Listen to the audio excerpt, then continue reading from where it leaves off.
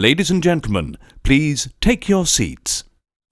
You know, sometimes it's all about variations on a theme, and if you can hear the sound of my voice, you must be in the seats with, once again, as always, my name is Dave Voigt, your host for this episode of this podcast, where we talk to industry professionals and just sort of not only dive deep into their projects, but just on sort of what makes them tick. But as always, please don't forget to visit us at In the Seats, where I am the editor and publisher, and also to subscribe to this very podcast on Apple Podcasts, on Spotify, on Podomatic, and you can also find everything archived on our YouTube channel at In the Seats. Today we are talking with director Justin Oakey, and it is about his film A Fire in the Cold Season, which had a limited theatrical run thanks to our friends at Game Theory Films and is now available on most VOD platforms. It's an interesting little film that really takes us into sort of the wilderness and the small towns in central Newfoundland, and it really is an atmospheric kind of thriller because eventually in the film we find a body on the side of a river, and it brings together this unique cast of characters, and it's very reminiscent of a lot of film noir, almost a lot of Western sort of motifs. As Justin said in our talk, it's one of those films where we see a lot of elements from films that take place in the southeast, but it's Southwest, but it's a Northeast story, and it really is a unique one and a real fantastic example of not only regional Canadian cinema, but just Canadian cinema in general. And I really hope that you guys enjoy our talk, because I know I did. All right. Now, I mean, obviously, first off, congratulations on the film. I absolutely loved it because, you know, we don't necessarily get to see noir, but Canadian noir in many ways, and this really had sort of like a Blood Simple kind of feel to me. And I'm kind of curious, walk me through just sort of the initial inspiration for the film. No, I mean, thank you. I'm really glad it struck a chord with you, because I mean, our intention all along, and when I say our, I mean everyone involved. Whenever someone got involved, I sort of folded them into this idea. The intention was always to take the story beats and the cinematic language of Westerns and noir, and to sort of apply it to the sort of the Newfoundland landscape that I had been cultivating here in my films. You know, something a little bit more naturalistic, a little bit of a meandering pace. You know, that social realist drama style, and apply these Western and noir elements.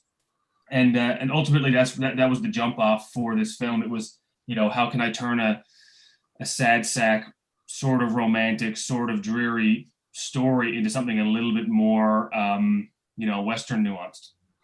No, for sure, because I mean, it's the kind of film where, like, the photography itself really is a character in and of itself, and it creates this mood and it creates this feel. Like, when you're going about, like, even when you're coming up with an idea for something, is it just about, like, are you focused on something visually, or is it about sort of a story idea? Like, what really is sort of the set off for you when you're, like, putting pen to paper for the first time? I usually start with, I mean, everything I do is a little bit either autobiographic or related to people in my family and friends. Like, it always comes from true stories and things like that. And so for my first couple of short films, I was inspired directly by family stories. This feature was pretty similar. Like, I had some stories that I had heard from a friend about fur trappers. So, like, I always begin with like a little story that really inspires me in terms of, like, in this case, it was the character that came together with the idea. You know, there's generations of economy and industry collapse here in Newfoundland, and that's something I wanted to explore as well. And, you know, wanting to explore this particular story with these particular genre elements wasn't necessarily always the plan, but the story did come first. And then as I wrote it and realized that it was becoming this sort of, that it had these, it had the drifter, it had the sort of the posse rolling in. Like, I don't know, I don't know why it clicked as a Western, or at least, a sort of Western. We've been calling it a Northeastern. I like that. So, and then, once the story came from me just wanting to talk about industry collapse as well as, isolation and things like that. When the genre elements clicked, that's when we really started, everyone that was involved really started suggesting things like, okay, well, how about instead of horses, they all have big trucks? And how about, me and James Klopko, the cinematographer, really dug into the visual side of things. And okay, instead of only doing the sort of the social realist angle, why don't we also try playing with the idea of only filming people in these wide close-ups in profile? Like, so we really developed the genre stuff after the story. It wasn't sort of always the plan. Okay. But it was very natural. Like, there was nothing conceited about it. Like, it was very I don't know. It was just like a really interesting exercise in playing with genre for me, because I always do dramas, and this time it was kind of fun to pull in some, thriller and noir influences. Does some of that come through casting as well? Because, I mean, admittedly, if you had sort of people trying to be from Newfoundland or sort of trying to sort of create a specific feel, it would have come off as fake and phony, but it really felt like very verite, if that's the right word to use, because we're in the moment, and I sort of believed every one of the characters. Like, when you're trying to cast something like this, how important is it to sort of stay local, as it were? For me, in the stories I'm trying to tell, I think it's very important to have local cast. I mean, the landscape itself is such a character in this film, and I know that gets said a million times a day by people, but like, the landscape in this film really is its own force, and it is oppressive and sort of uncompromising, and exists without the influence of the characters. So I wanted people that were familiar with that landscape. The accents themselves, like, they're not cartoonish, they're not caricatures, but I definitely wanted them to be present, because you kind of need it to feel a little bit, exotic. I mean, not exotic, but it is exotic. Someone from Iceland who's watching it, who says, "Oh, this looks a lot like Iceland," and they hear the accents and they're like, "Wait, where is this?" Right. That all those little local colloquial things are important to me, and I feel like locals to Newfoundland, especially because I'm casting people who are from like rural Newfoundland. A lot of them are, they're professional actors, but they also have other jobs, and they've had very interesting lives. And, sometimes I actually write characters for people I know, whether they're actors or not, because of, their personal experiences. And I know they would just dig into these characters. So yeah, I think it's important. I think it's just, for a film that's this intimate and sort of has that cultural backdrop, I just feel like having a local is important. And then, beyond that, on a slightly more political level, I do think that Newfoundland has a lot of talented people, and I want to showcase them. No, absolutely. And I mean, I love just sort of the visual dichotomy of it all, because I mean, on one end, it is there is this massive sense with the landscape and sort of this really sort of big and large, overbearing feeling, but a lot of the character work, a lot of the action feels very close up and feels very sort of intimate. And I mean, for you, when you're sort of setting this up, because I mean, I can imagine, you could go a little, like, there's a balance between being intimate and being too intimate, if you know what I'm trying to say. Like, how did you ultimately find sort of the right visual framing for it all? Because I really thought that was sort of the magic of the film, and it really sort of hammered home with me. I mean, that's an interesting question that I was thinking about the other day when I was chatting with a buddy of mine. And I mean, ultimately, if it was up to me, I'd shoot a whole film on a 35mm lens. Like, that's just, I really like being up close with characters in almost like a claustrophobic way. And so when I wrote this script, it very much the script is very similar to the final product, in the way that the first act is very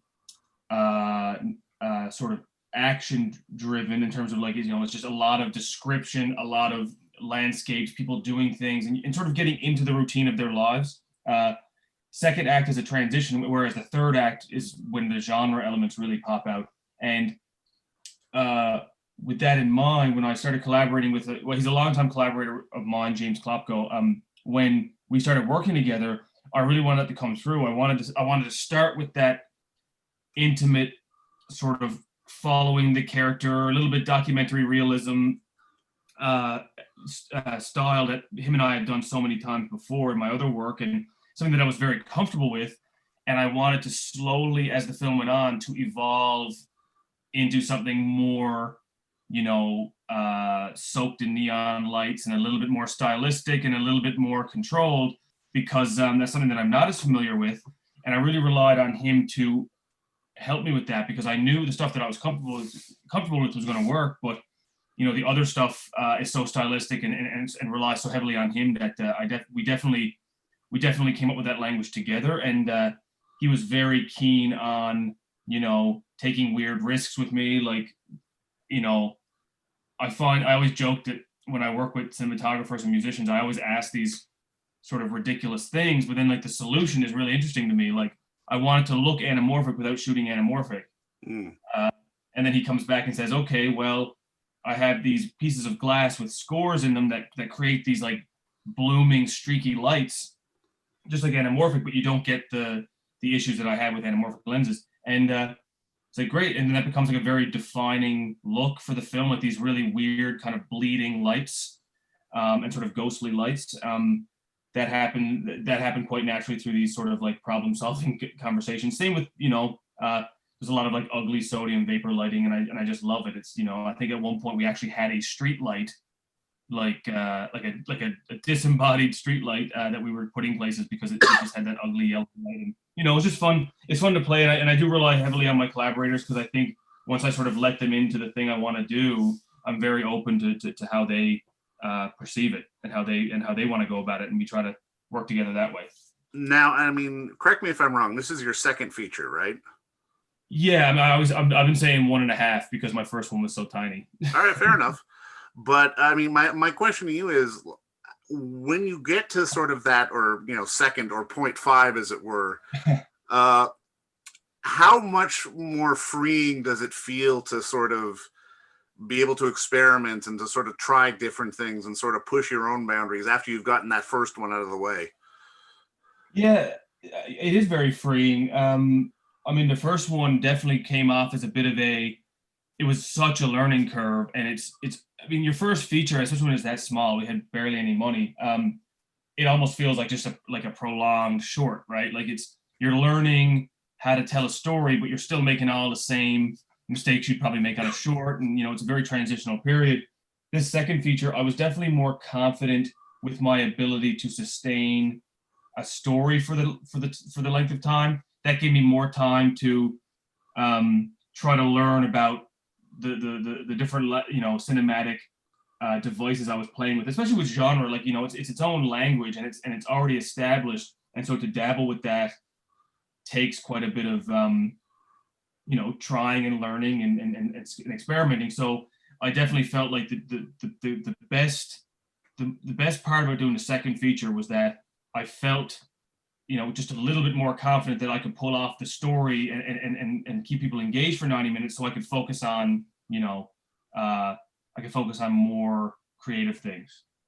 No, absolutely. Now, I mean, I guess my next question is just to bring it back a little bit, because, and this is something I always ask, because in this business, no matter what you do, if you're a director, if you're a writer, if you're a film critic, we all started as fans first.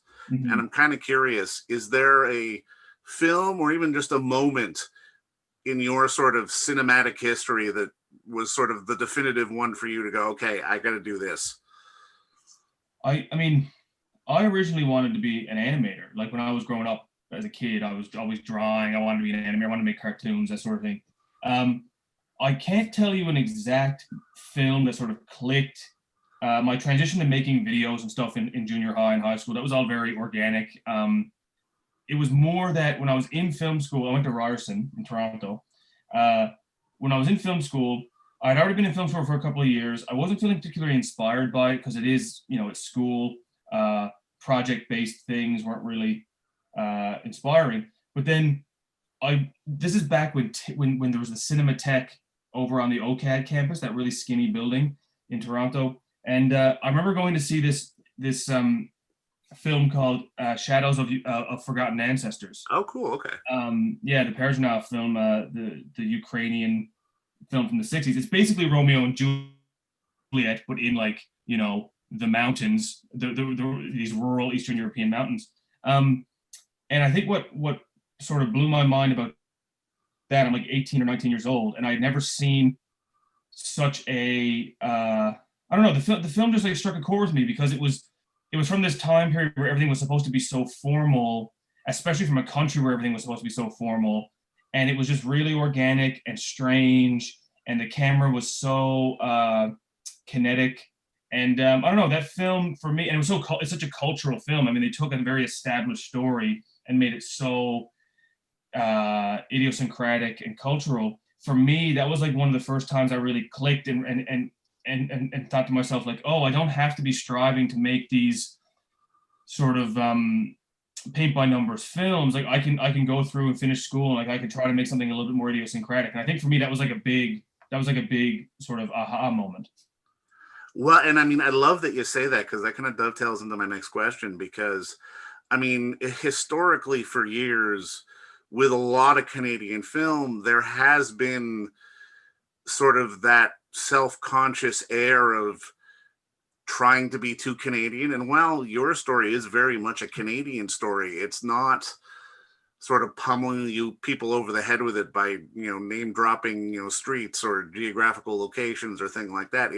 It's more focused on mood. And I'm kind of curious, for you as a storyteller, how important is it for you to sort of being able to navigate sort of the sea of content that we have out there in the world by telling quality stories while still remaining sort of innately Canadian? I think for me, what is the most satisfying is to make a film that is, firstly, a Newfoundland film, secondly, a Canadian film, to make these films that happen to be set there. Like, as much as I do love some of the films that come out of Canada, and especially Newfoundland, I feel very patriotic about it when they're sort of a little bit over the top with their placement, or they're a little bit caricaturish about their portrayal of those cultures. I mean, as much as I love some of those films, and I think it really warms my heart sometimes to see those cartoony portrayals of my people as well as the broader country.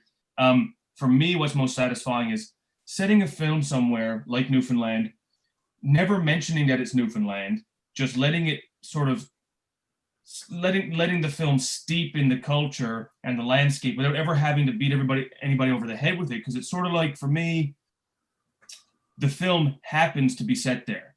It isn't about that place. I mean, it is in sort of a cultural way, but the film isn't about the fact that it's in the province of Newfoundland. It just happens to be taking place in the province of Newfoundland. And for me, that's the most, I don't know, the most patriotic thing, or the most proud thing I could do for Newfoundland, is to treat it like a backdrop rather than sort of like a cartoon or something, For sure. Does that make any sense? I don't know, this film could have been set anywhere else, as long as you change up the idiosyncratic elements and the little colloquial things. So for me, that's what I like to do. I like to make a film that happens to be set in Newfoundland rather than a film about Newfoundland. No, and I love that answer, because I mean, it's so important to be able to sort of make that distinction, because like you say, like some of those movies that, like you say, are a little more over the top or fun, and they're nice to see, but at the same time, they're not necessarily represented of the talent that sort of our country has. And I think it's an important point.